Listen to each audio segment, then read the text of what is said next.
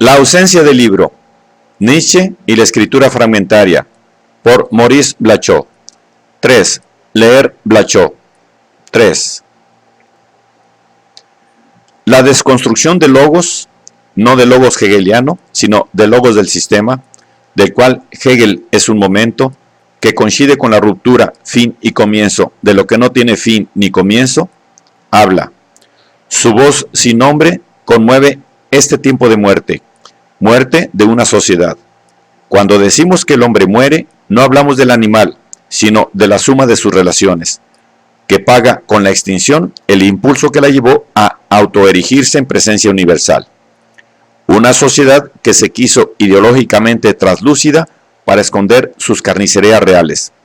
De pronto, lo que se creía a sí mismo, punto, como el más elevado de la evolución de la humanidad, cae presa de la fuera, de la violencia. Ruptura de su etnocentrismo, ruptura interna, producido por la violencia material del proletariado, y ruptura externa, producida por la presencia de otras culturas. Ruptura de su historia y de su concepción de la historia. La muerte de su logos, de su mundo de categorías que de pronto mueren, se muestra como la muerte.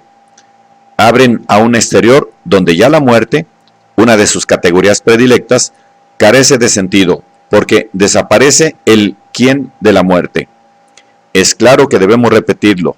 Lo que llamamos el logos, no es un mundo ideal, separado de un mundo material.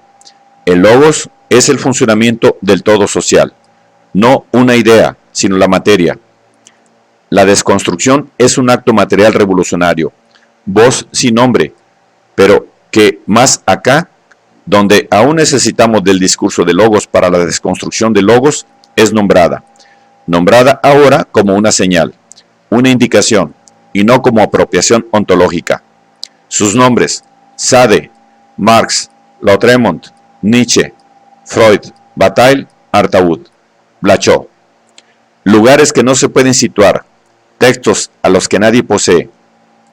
Pirámides sin arquitectos, porque el rostro de los arquitectos negaría no solo la masa autónoma de la pirámide, sino el entretejido infinito del suelo.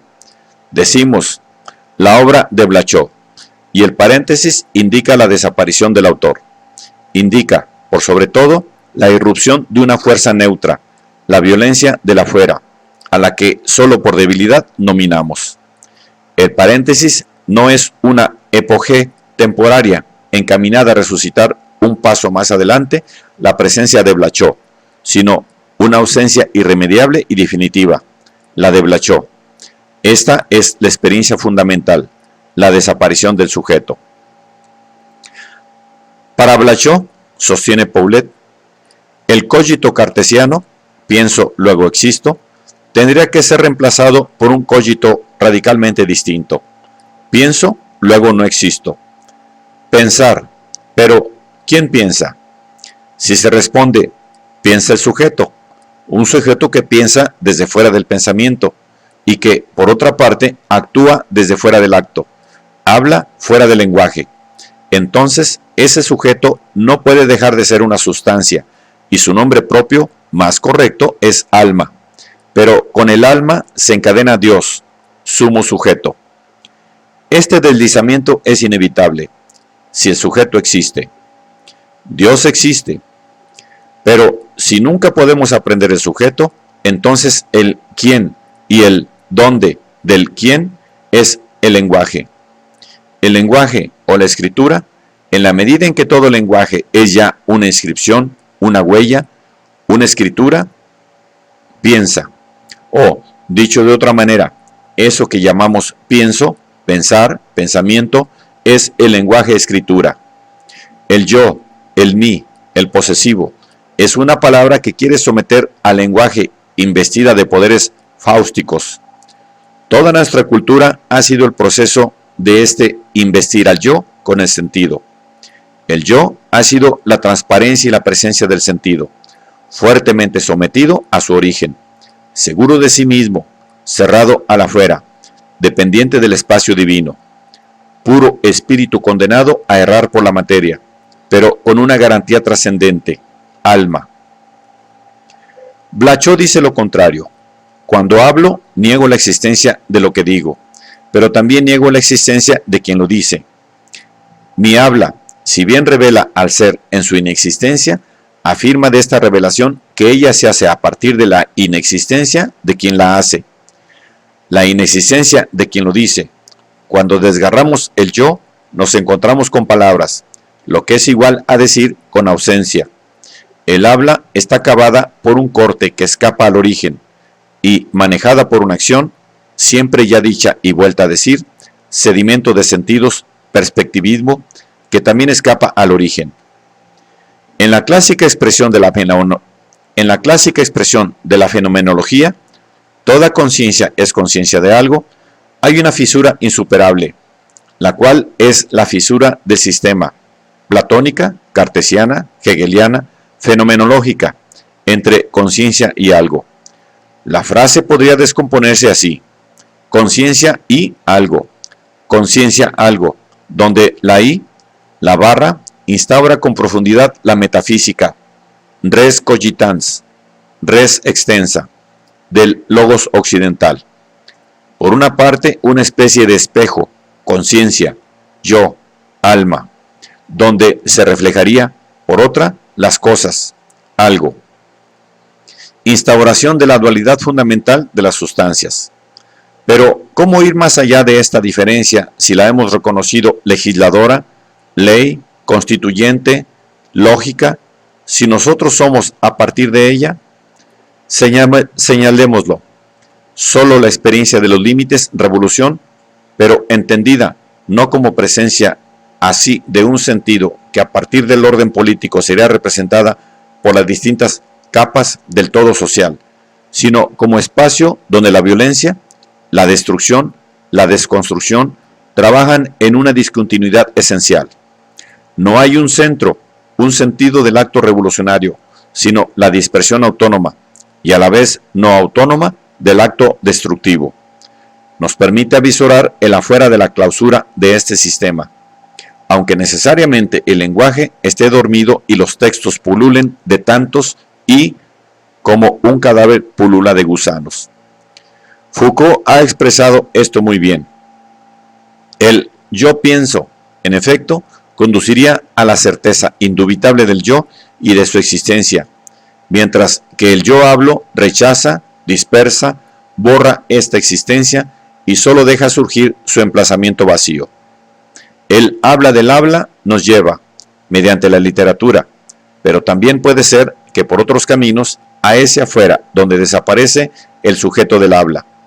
Y agrega, aquí nos encontramos frente a un hueco que durante mucho tiempo fue invisible. El ser del lenguaje no aparece por sí mismo, sino en la desaparición del sujeto.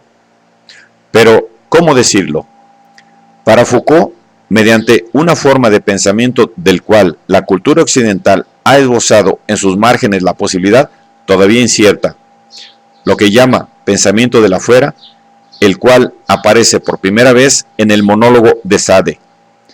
Durante la época de Kant y Hegel, cuando la conciencia occidental interioriza al máximo la ley de la historia y del mundo, Sade solo deja hablar, como ley sin ley del mundo, la desnudez del deseo.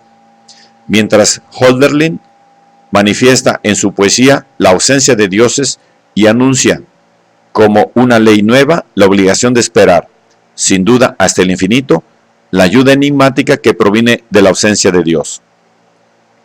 Ambos nos dieron la experiencia del afuera. La experiencia del afuera exige una fisura, un hueco por donde ese coágulo, la perversión de lo dado, irrumpa como un cuerpo extraño, como lo no dicho, lo no decible, el mal.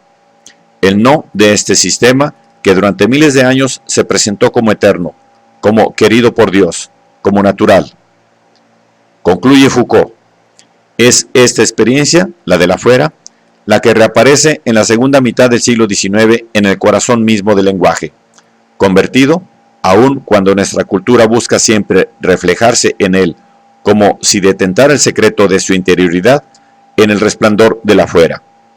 En Nietzsche, cuando descubre que toda la metafísica del occidente está ligada no solo a su gramática, sino a aquellos que poseyendo el discurso tienen el derecho al habla, En Mallarmé, donde el lenguaje aparece como la exclusión de lo que nombra, y aún más, desde el igitur hasta la teatralidad autónoma y a la aleatoria del libro, como el movimiento en el cual desaparece el habla. En Artaud, cuando todo el lenguaje discursivo es instado a desatarse en la violencia del cuerpo y el grito, y el pensamiento, abandonando la interioridad charlatana de la conciencia, se convierte en energía material, sufrimiento de la carne, persecución y desgarramiento del sujeto.